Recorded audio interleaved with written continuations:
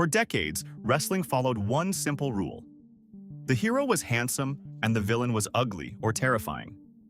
Then Ravishing Rick Rude changed everything. He looked like a hero, acted like a villain, and made people hate him for being the best-looking man in the building. This is the story of how Rick Rude changed wrestling, helped make the Ultimate Warrior a superstar, stood up for Bret Hart after the Montreal Screwjob, and lived a private life nobody expected. Vince McMahon loved a great physique. Let us be honest about that. The man was obsessed with the look. He would later go so far as to launch an entire bodybuilding company because he loved the sculpted body that much. But loving the look on a hero and trusting it on a villain were two completely different things. The beautiful babyface was a proven commodity. The beautiful heel was an unsolved puzzle. Nobody had ever fully cracked how to make a matinee idol into a man that a whole building wanted dead.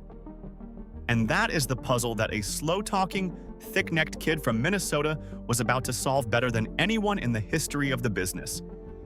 His real name was Richard Irwin Rude, and he was born on the 7th of December 1958. He grew up in Minnesota, in the same working-class corner of the state that produced a whole cluster of wrestling names. His closest childhood friend was a kid named Kurt Hennig, who the world would one day know as Mr. Perfect. The two of them were tied together for life, long before either one ever laced up a boot. That friendship would come all the way back around at the very end of Rude's story, in a way nobody could have predicted. Rude was not one of those kids who dreamed of the spotlight from the cradle. He came up hard and physical. He worked as a bouncer, throwing grown men out of bars, and the men he worked those doors alongside were future wrestlers themselves, the very guys who would go on to become the Road Warriors. He had a run as a competitive arm wrestler, testing that freakish grip strength against anyone who would sit across a table from him. He was, from a young age, exactly the kind of man other tough men learned not to bother. Eventually, a trainer named Eddie Sharkey got hold of him and taught him how to wrestle for real. And when Richard Rude first stepped through the ropes in the early 1980s, he was not the ravishing one, not even close. He debuted as Ricky Rude, a plain babyface, a nobody, a body sent out to lose to bigger names and make them look good. A jobber. Think about that for a second. The man who would become the single most arrogant villain of his generation started his career getting pinned in the opening matches by guys nobody remembers. But he had the raw material. He had that build, that face, that presence. And somewhere along the winding road through the old territories, somebody figured out what to do with all of it.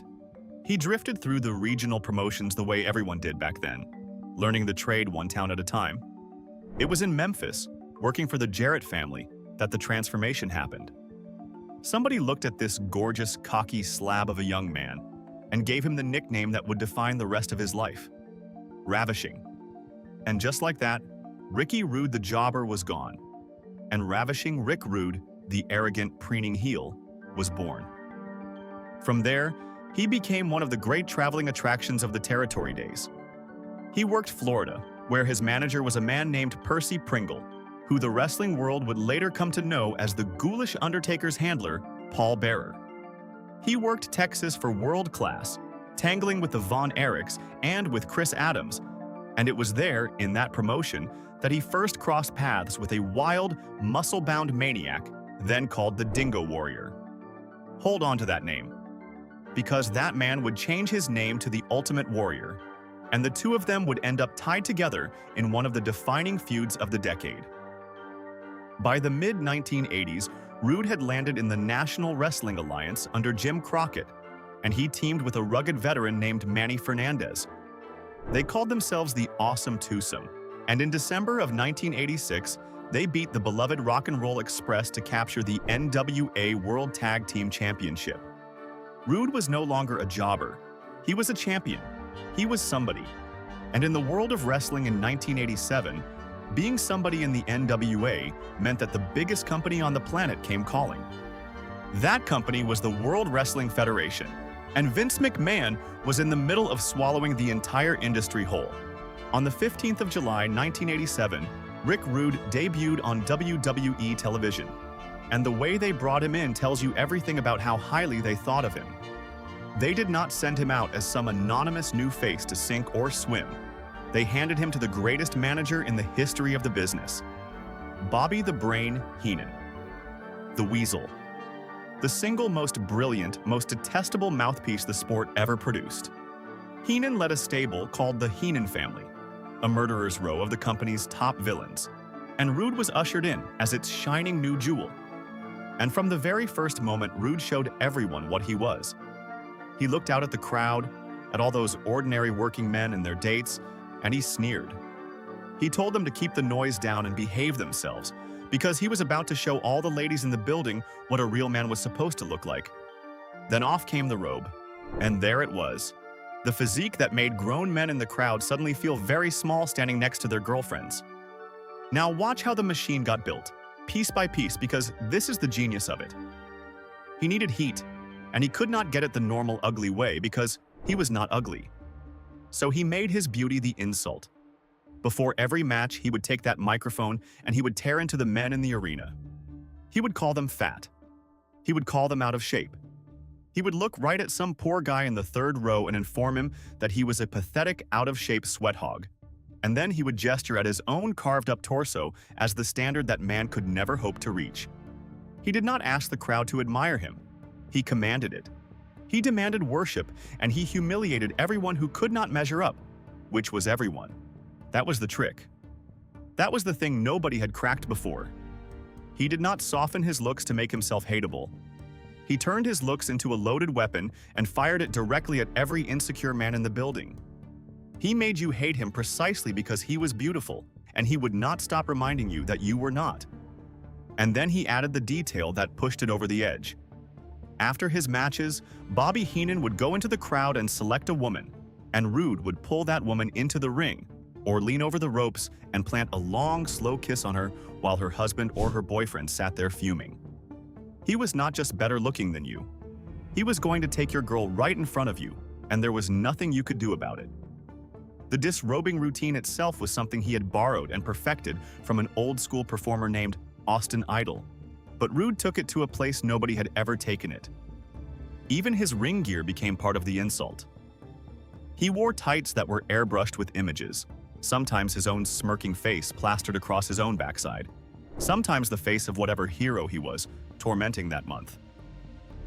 His finisher was a brutal, snapping maneuver he called the Rude Awakening, where he would wrench a man down by the neck. And he carried himself in every gesture with the swagger of a man who had crowned himself the sexiest man alive and dared you to disagree. And it was never just the body that made it work. Rick Rude was one of the finest talkers the business has ever produced, and that mattered every bit as much as the muscles did. That deep, smug, unhurried voice could make an entire arena want to climb over the barricade and get their hands on him. He did not shout to get his heat. He sneered it.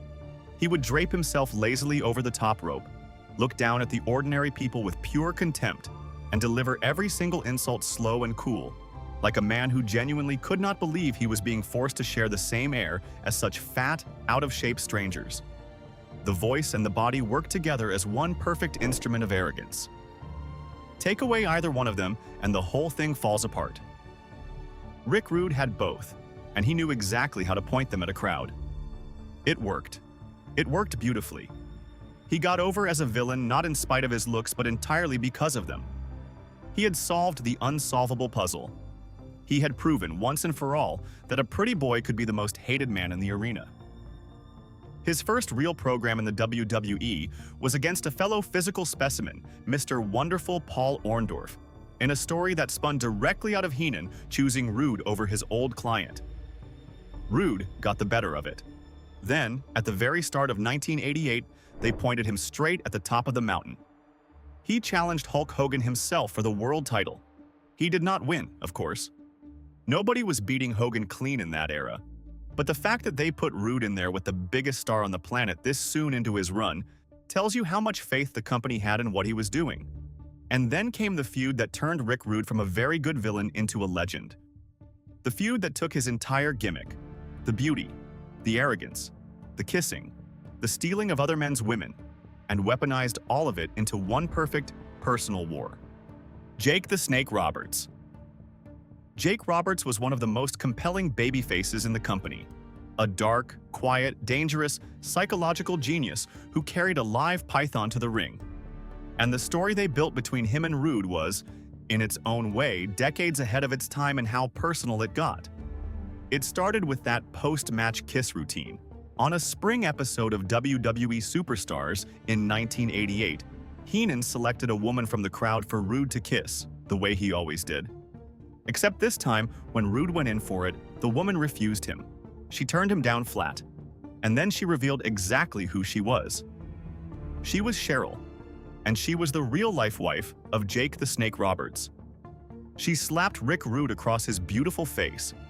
Rude, humiliated and furious, grabbed at her, and out from the back came Jake Roberts, tearing down to the ring to defend his wife. And a feud was born that felt more real, more raw, than almost anything else on the card. Because the story was that this arrogant peacock had not just insulted a man, he had disrespected a man's wife, in public, in front of the whole world. Rude, being rude, poured gasoline on it. To torment Roberts, he had a new pair of tights airbrushed, and the image printed across the front of them was the face of Cheryl Roberts. He was literally wearing Jake's wife on his body and parading it around the ring. It was one of the most shocking, personal, over-the-line pieces of villainy the company had ever run. An enraged Jake Roberts charged the ring and ripped the tights right off of him, and the crowd came unglued. It escalated from there in ways that got genuinely uncomfortable in the best possible way for business. At the very first SummerSlam, in a match against the Junkyard Dog, Rude climbed to the top rope and pulled down his outer tights to reveal a second pair underneath, once again bearing the image of Cheryl. Roberts, watching from the back, sprinted out and attacked him on sight. The whole thing had become a genuine grudge, and it ran hot through all of 1988. It finally came to a head at the Survivor Series that year, where Jake Roberts got his measure of revenge, pinning Rick Rude clean in the elimination match. But here is what matters about the Jake Roberts feud, beyond the sheer audacity of it. It proved that Rude's character had another gear. He was not just a poser flexing for the cameras. He could be genuinely cruel. He could make you hate him on a deep, personal level, the level of a man who would humiliate your family for sport. He had taken the pretty boy and given him a real mean streak. And that combination, the beautiful face and the ugly soul, made him the perfect foil for a rising hero. Which brings us to the most important assignment of his entire career, the one that would define his legacy, and in a bitter way, define his ceiling: the Ultimate Warrior. By 1989, Vince McMahon had a project on his hands. The Ultimate Warrior was a phenomenon. A screaming, face-painted, impossibly muscular ball of energy who came sprinting to the ring and shook the ropes like he wanted to tear the whole building down. The crowds adored him. Vince looked at the Warrior and saw the future, saw the man who might one day take the torch from Hulk Hogan himself. There was only one problem, and it was a big one. The Ultimate Warrior, for all his charisma and all his intensity, was extremely limited inside the ring. He was green. He was raw. He could sprint and he could pose and he could clothesline, but stretching him out to a long, competitive, dramatic match was a genuine challenge. Vince needed someone to carry the Warrior. He needed a villain skilled enough, credible enough, and unselfish enough to get in there and guide that raw force of nature through matches that would make him look like $1 million. He needed a professional's professional, and the man he trusted with that job was Rick Rude. That choice tells you exactly how respected Rude was as an actual wrestler, not just as a character. Behind all the airbrushing and the hip swiveling and the arrogance, the boys in the back knew the truth. Rick Rude could really go.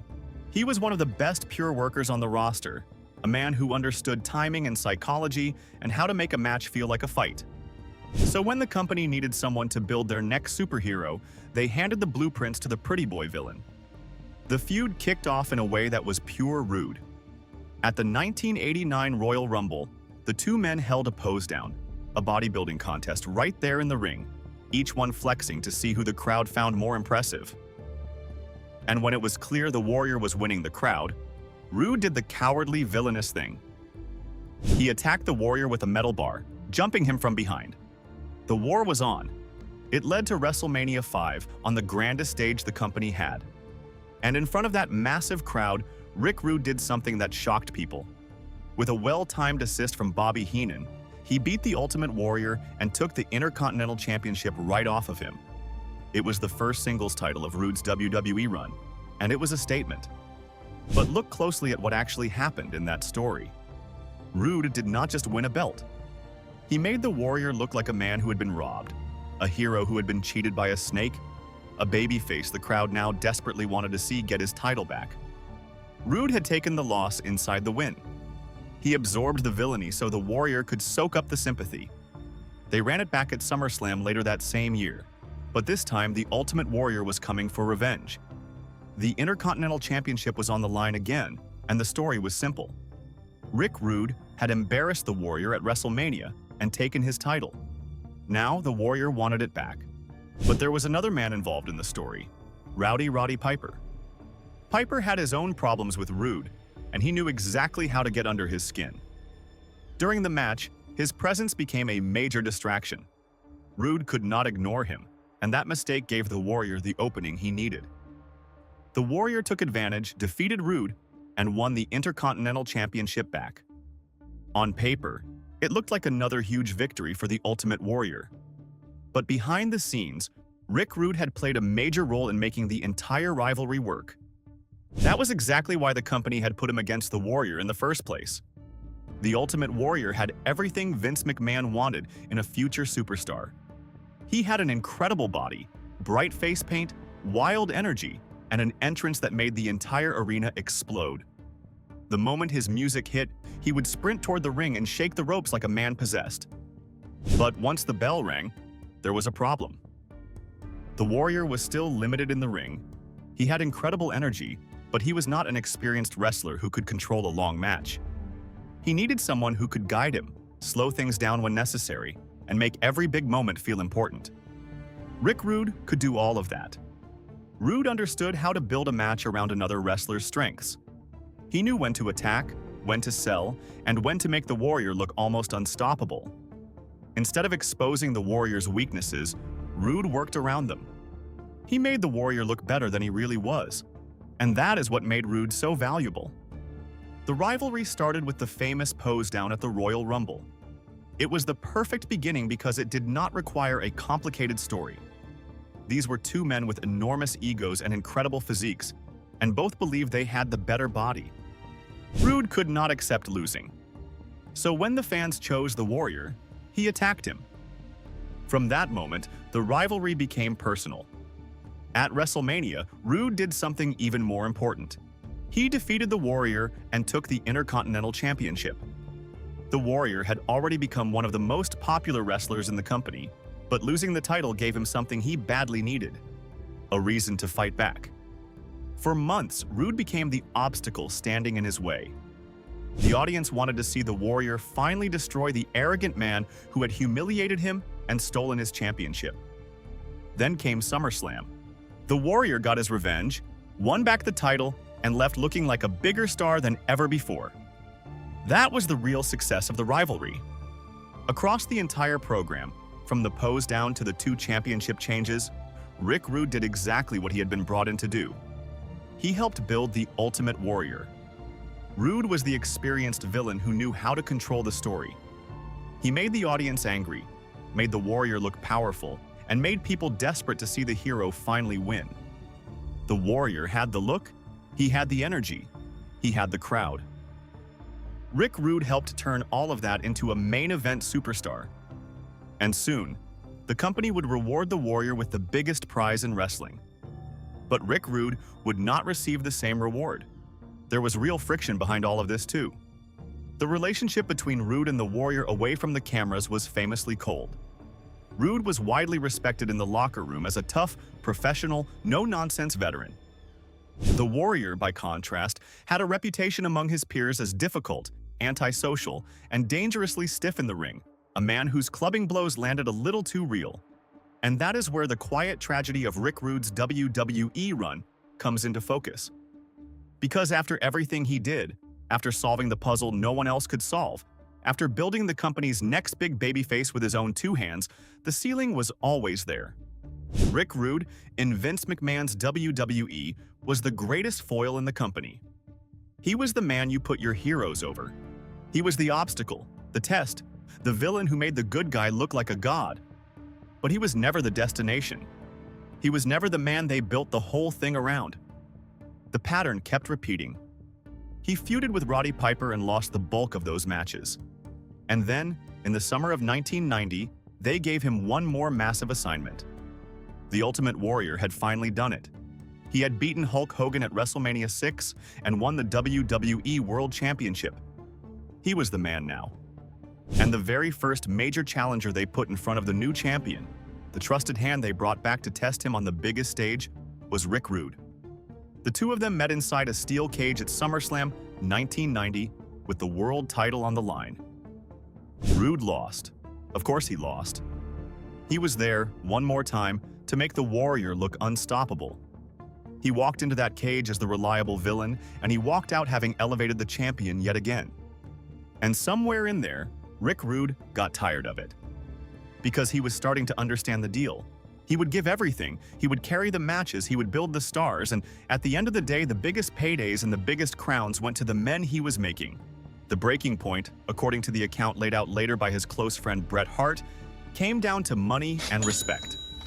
Rude learned what the Ultimate Warrior had been paid for their SummerSlam encounter compared to what he himself had received, despite the widely held view among wrestlers that it was Rude who had carried that match. The gap enraged him. He felt used. He felt undervalued. He felt like the man doing the heavy lifting was being treated like the help. So in the fall of 1990, Rick Rude walked out. They papered over his exit with a storyline suspension, dressing it up as punishment for insulting another wrestler's mother. But the real story was a bitter contract dispute with Vince McMahon. The relationship had soured that badly. In fact, one account from a longtime McMahon confidant claims that Rude's final conversation before he left the company involved Rude flat-out threatening to kill him. That is how much bad blood there was. The pretty boy who had reinvented villainy in the WWE was gone, and he left angry. And here is the part of the story that answers the question in the title. Because you might ask, if Rick Rude was this good, this important, this respected, why didn't Vince ever make him the man? Why did the villain who could do everything never get to be the champion at the top of the whole company? The answer is that Vince's WWE had a mold, and Rick Rude, for all his gifts, was cast as the one thing the machine used up rather than crowned. He was the perfect pretty boy heel, so perfect that they could not imagine him as anything else. He was too valuable as the obstacle to ever become the goal. And so, if Rick Rude wanted to find out what it felt like to be the leading man, to be the champion at the very top of the card, he was going to have to go somewhere else to do it. He went south. He went to World Championship Wrestling, Ted Turner's company, the great rival. And down there, everything that Vince's WWE had never let him become, he finally got to be. His return was a spectacle. In October of 1991 at Halloween Havoc, a mysterious masked man called the Halloween Phantom appeared and destroyed his opponent. And then the mask came off, and it was Rick Rude, back in the sport and hungrier than ever. He was immediately positioned as a top-tier main event player, and he was placed at the head of one of the greatest villain stables of the era. They called it the Dangerous Alliance, and it was managed by a young, brilliant, motor-mouthed manager named Paul E. Dangerously, who the world would one day know as Paul Heyman. The group was stacked with talent, including Arn Anderson, Bobby Eaton, Larry Zbyszko, and a fiery young star just beginning to figure out who he was, a man called Stunning Steve Austin, years before he became Stone Cold. And Rude did what he was never allowed to do up north. He won. In November of 1991, he beat the face of the entire company, Sting, for the United States Championship, and he held that title for close to 14 months, one of the longest and most dominant reigns in the history of that belt. He had a series of tremendous, hard-hitting matches with the legendary Ricky Steamboat that showed off just how good he really was between the ropes. And then he climbed even higher. In 1993, Rick Rude beat the greatest of them all, Ric Flair, to win a version of the World Heavyweight Championship. Let that sink in. The pretty boy jobber from Minnesota, the man Vince used only as a stepping stone, was now a world champion, standing at the very top of the second biggest company in the world. He would go on to hold that world title multiple times across 1994. Everything the WWE had denied him, WCW handed him. He was, at long last, the leading man. He had proven the doubters wrong twice over. First, he proved that a pretty boy could be a great villain. And then he proved that the same pretty boy could be a world champion, a franchise player, the top of the card, if only somebody would give him the chance. And then, at the absolute peak of it all, in the cruelest way imaginable, it was taken from him. It happened on the 1st of May, 1994, in Fukuoka, Japan, in a match against his old rival Sting for the world title. WCW had a working relationship with Japanese wrestling at the time, and their rings over there were surrounded by a raised platform. During the match, Sting launched himself over the top rope in a diving attack to the outside. Rude was there to catch him. But as the two men crashed together, Rude's back came down wrong across the hard edge of that raised platform. Something gave way, something serious, deep in his back and neck. The mark of the professional that he was, Rude finished the match.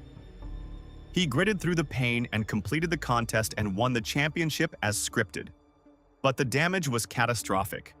When the severity of the injury became clear, it was obvious that Rick Rude might never wrestle again.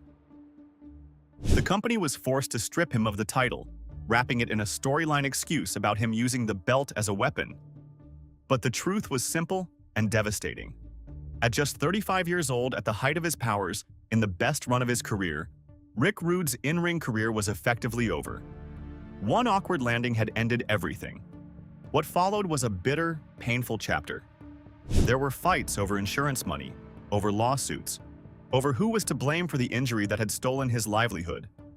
There is a well-known and genuinely dark story, told years later by a wrestler who was close to Sting, that a desperate and hurting Rude once confronted Sting on the side of a road, gun in hand, over the testimony that would decide whether his insurance claim paid out.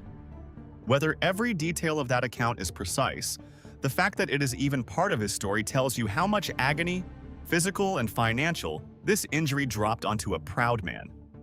The body that had been his fortune had become the source of his ruin. For nearly 3 years, Rick Rude was gone from wrestling. But he was not done writing his story. Not yet. Because in 1997, he came back, and he did it in a way that dropped jaws all over the industry. He resurfaced first in the rebellious, hardcore world of Extreme Championship Wrestling.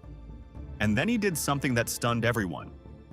He showed up back in the WWE, in Vince McMahon's company, the company he had left in a rage 7 years earlier. He could no longer take the bumps to wrestle a full match, so they used him in a role built entirely around his aura and his mic presence. He became the enforcer, the muscle, the insurance policy for a brand new, edgy faction that was about to change everything. D-Generation X. Rude, now in a sharp suit instead of airbrushed tights, stood in the corner of Shawn Michaels and Triple H, protecting them, adding a layer of genuine, feared toughness to the group. And it was in that role that Rick Rude found himself standing in the middle of the single most infamous night in the history of professional wrestling.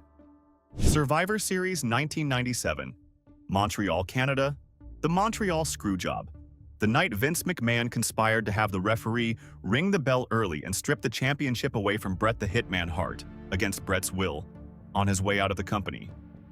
It was a real betrayal, caught on camera, that shattered the trust between McMahon and his locker room. And Rick Rude was there, in the middle of it. Here is where the true character of the man, the one hidden underneath the shameless villain, finally shows itself. Because Rick Rude and Bret Hart were genuine, close friends. And when McMahon and his people crossed that line in Montreal, Rude did not stay loyal to the company that signed his checks. He stayed loyal to his friend. In the chaos of that dressing room, as Bret Hart confronted Vince McMahon, Rick Rude was one of the men who refused to budge, who made sure his friend was not left alone and vulnerable.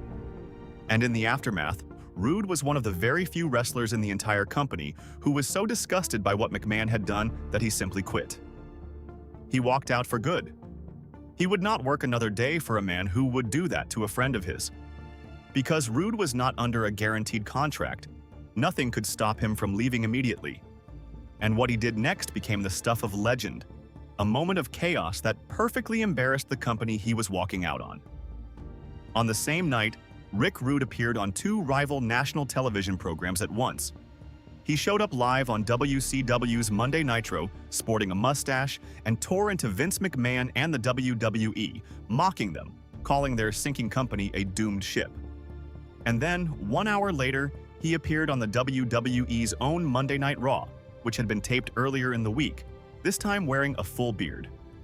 Two competing shows, on the same night, featuring the same man, one trashing the other. He even turned up on ECW programming that same weekend. It was an act of defiance so brazen it had never been done before, and has rarely been matched since. Rick Rude became the first man to be a part of both D-Generation X and, over in WCW, the legendary New World Order. Back in WCW, he reunited with the man who mattered most in his story, his oldest friend in the world, Curt Hennig. The two boys from Minnesota, who had grown up together before either one ever dreamed of wrestling, were finally standing side by side at the end of the road, running together in the NWO. There is a poetry to that, the beginning and the end of a life folding back onto each other. But the road was running out. Injuries continued to plague him. By late 1998, health problems had pushed Rude off of television. And on the 20th of April, 1999, Rick Rude was found unconscious in his home. He had suffered heart failure.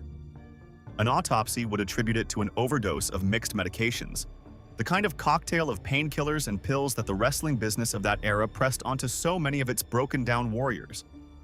He was just 40 years old, and in the saddest detail of all, at the time of his death, Rick Rude was reportedly in training, working his body back into shape, chasing one more comeback, one more return to the ring he loved. He was gone. Far, far too soon. And now, at the end of it all, we come back to the man behind the gimmick. Because to millions of people, Rick Rude was the shameless womanizer, the arrogant peacock, the villain who kissed other men's wives and wore their faces on his tights and called every man in the arena a fat, out-of-shape sweat hog. That was the character. That was the act that made him famous. But the man was almost the exact opposite. Away from the cameras, Rick Rude was a devoted family man. His close friend Bret Hart told a detail about him that says, "Everything you need to know." Rude was so committed to his wife that he never once took off his wedding ring, not even in the ring.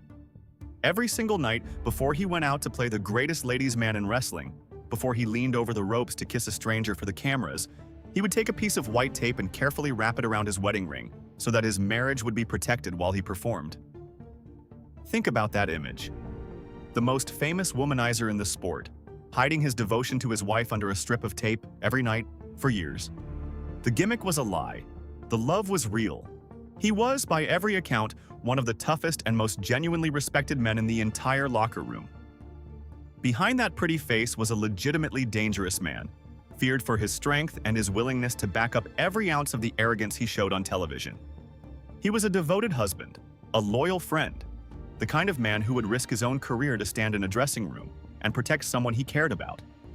The pretty boy the crowds loved to hate was, underneath it all, exactly the kind of man those crowds would have been proud to know. His story carried one more heartbreak, one that came long after his own death. In 2016, his youngest son, Colton, was killed in a motorcycle accident. He was only 19 years old. A family that had already lost its father far too young was made to grieve all over again. In 2017, Ravishing Rick Rude was finally, and rightly, inducted into the WWE Hall of Fame. The recognition he had earned, the acknowledgement of everything he had given to the business, came at last, though he was not there to see it. So let us answer the question we started with. There was a rule once, that a villain had to be ugly, and that beauty belonged only to the heroes. Vince McMahon built his empire inside that rule, using handsome men as his gods and hideous men as his monsters. And a pretty boy, a genuine matinee idol, was seen as a risk, an unsolved problem, a man too beautiful to hate. Rick Rude solved it. He took the one quality that was supposed to make him a good guy, and he twisted it into the most infuriating villainy the company had ever seen. He proved that a pretty boy could be the most hated man in any building on Earth as long as he was willing to rub his beauty in your face and steal your girl and call you a sweat hog with a smile. He became the prototype, the blueprint, the template that 100 arrogant, gorgeous heels would follow for the next 30 years. Every vain, preening, self-obsessed pretty boy villain who came after him was walking a path that Rick Rude cut first. The tragedy is that the company that used his gifts so brilliantly never quite trusted them with the top prize. He built their heroes and got handed the door. He had to leave, had to go all the way to the enemy, just to finally feel what it was like to be the champion he always should have been. And just when he had climbed all the way to the top of that other mountain, his body gave out and stole the rest. But make no mistake about his legacy. In an era of giants and monsters and screaming supermen, one impossibly good-looking man from Minnesota changed the rules forever. He was the villain you were not supposed to be able to hate. So he taught the whole world a brand new way to hate him. And in doing so, he became one of the most influential characters the sport has ever produced. Vince built his kingdom on the idea that pretty boys were heroes. Rick Rude walked in and proved, better than anyone before or since, that the prettiest boy of all could be the perfect villain. And wrestling was never the same again. Like and subscribe for more hard-hitting wrestling documentaries. Until next time.